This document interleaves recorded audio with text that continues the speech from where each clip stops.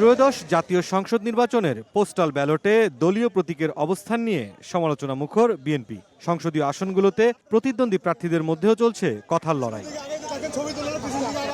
বুধবার দুপুরে রাজধানীর নিজ সংসদীয় আসন নয়াপল্টনে নেতাকর্মী ও সাধারণ জনগণের সঙ্গে শুভেচ্ছা বিনিময় করেন বিএনপির স্থায়ী কমিটির সদস্য মির্জা আব্বাস।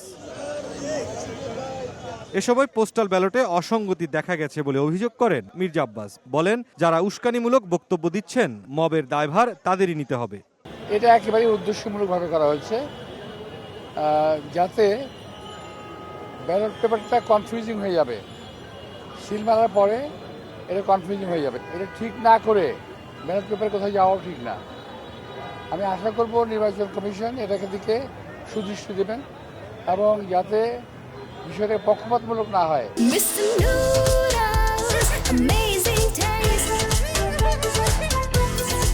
এদিকে রাজধানীর আন্তর্জাতিক কনভেনশন সিটি বসুন্ধরায় এক অনুষ্ঠানে বিএনপির স্থায়ী কমিটির সদস্য আমির খসরু মাহমুদ চৌধুরী বলেন, পৃষ্ঠপোষক রাজনীতির কারণে অনেক ব্যবসায়ী আস্থার সংকটে পড়েছেন, আর কাউকে পৃষ্ঠপোষক ব্যবসা করতে দেয়া হবে না বলেও মন্তব্য করেন তিনি।